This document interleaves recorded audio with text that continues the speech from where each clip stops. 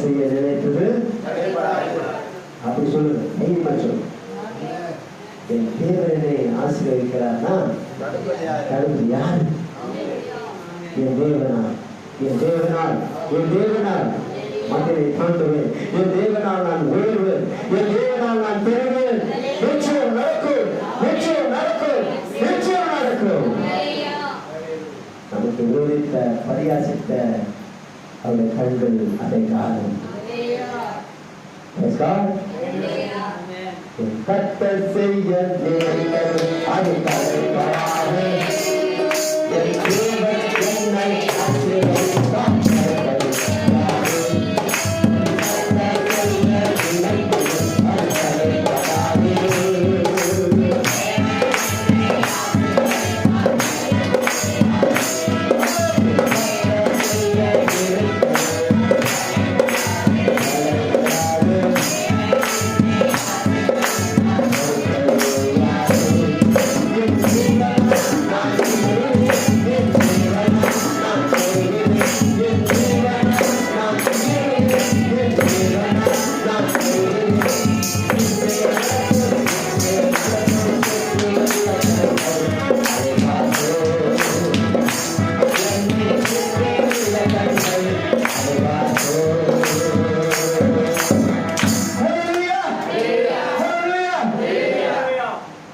சொல்றீங்களா?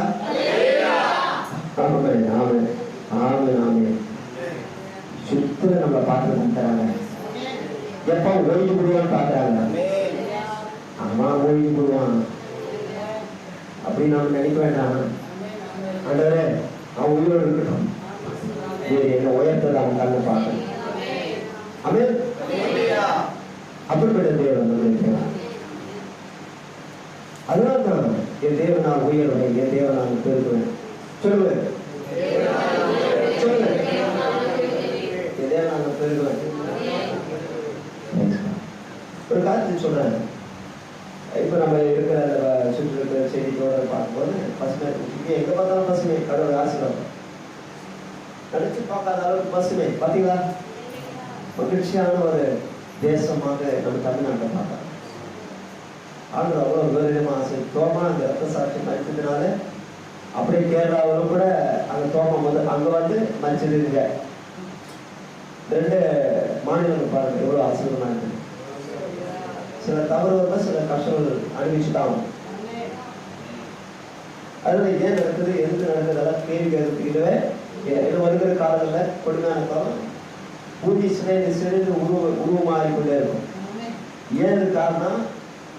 விஞ்ஞானிகள் பல விதமாக சொல்லுவாங்க, ஜோசியர்கள் பல விதமான கருத்து சொல்லுவாங்க.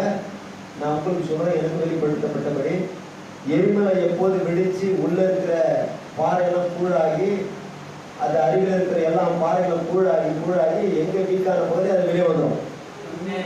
அப்போ மற்ற பகுதியில் இருக்கிறதெல்லாம் உள்ள வந்துட்டு இருக்கும். உள்ள வர என்ன ஆகும்னா கடல் உள்வாங்கும். எங்க வாங்கினா அது காலையில பகுதி இதெல்லாம் போகும்.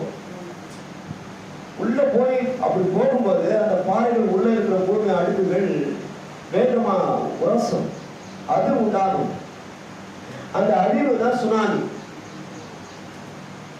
இதனால இந்த சுனாமி உண்டாகும். ஆகவேதான் பூமியுடைய தோற்றம் நாளுக்கு நாள் சிதைந்து சிதைந்து உருவமாற்றப்படும். கண்டங்கள் பிரிக்கப்படும். மாநிலங்கள் கண்டம் திட்டுகளை போல அங்குமாய் கூட காணப்படலாம். இது ஆணிவம் தான் நடந்துட்டு இருக்குது. தென் அமெரிக்கா, வட அமெரிக்கா, தெற்குருவம், வடதுருவம் இங்கிருந்த பிரிஞ்சு போயிடுச்சு. நடுவில் கடவுள் நுழைஞ்சிச்சு, பெரும்பாலும் உண்டாச்சுன்னா இந்த சிதைவு மாற்றங்கள் தான். இது தெரியாம என்னதான் சொல்லிட்டு இருக்கிறாங்க. இதுதான் உண்மை. அதுக்கு வேற ஆதாரத்தோடு கடவுள் படைத்த படைப்பின்படி அவர் சொன்ன வார்த்தைக்கு அதெல்லாம் செயல்பட்டு இருக்குது. அந்த வார்த்தைக்கு இந்த உலகமே செயல்படுது.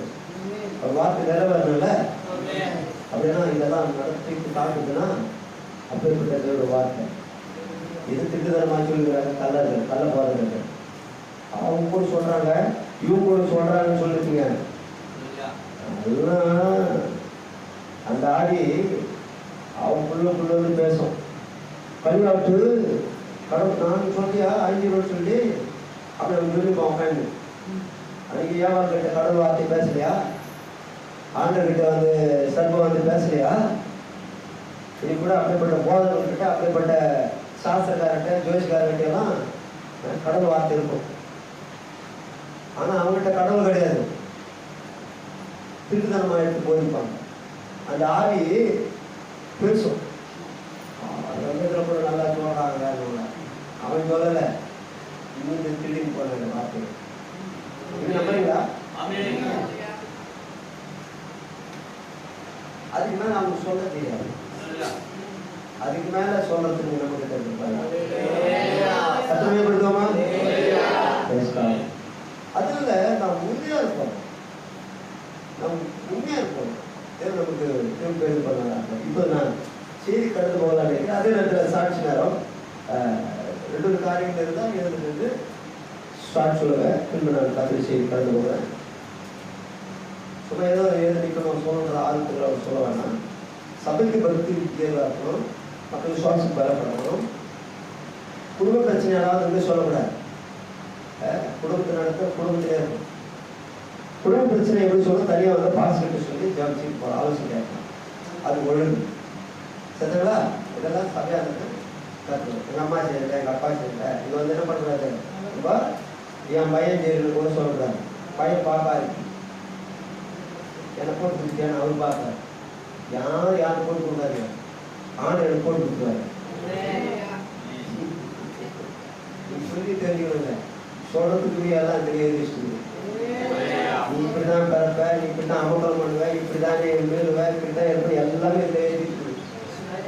அதெல்லாம் கேட்கும் போது எல்லையே பேசாரு பாஸ், எல்லையே பேசுற நான் இல்லை, அத்தனை ஏற்கனவே பேசிட்டாரு.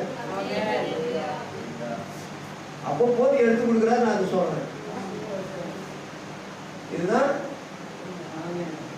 என்ன சொல்றது, கருத்தை கொடுத்த திரும்ப. இப்ப சாட்சி சொல்லாங்களா? நீங்க எழுது சுருக்கமா கருத்தா பக்தி இருக்கணும், பலப்பட்ட விசுவாசமா இருக்கணும். அது ரொம்ப சந்தோஷம். சாட்சி பலமா இருக்கக்கூடாது. 10 வருஷம் விசுவாசம் கூடாது, குழம்பக்கூடாது. என்ன விசுவாசம் இவ்வளோ இருந்து கூட கருத்து தலைப்படுத்தினாங்க. அது நல்லா கேட்கணும். ஓகேங்களா? சரி சொல்லுப்பா.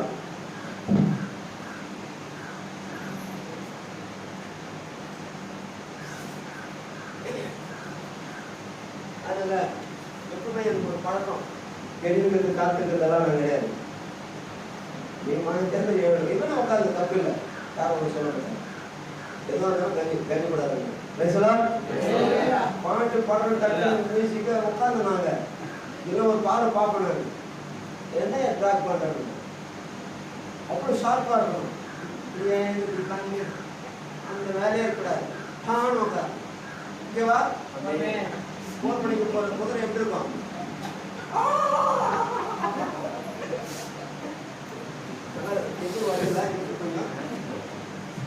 இந்த மாதிரி நிற்க அப்படியே குதிரை கெட்டியா இருக்கும்.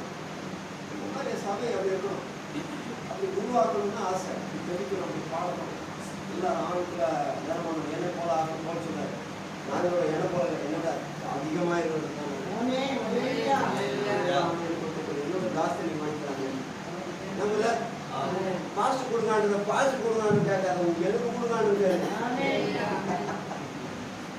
பாஸ்கிட்ட இல்லை, பாஸ்கிட்ட தராதுங்க. உங்கள்கிட்ட அதோட ஜாஸ்தியாகவே இல்லை.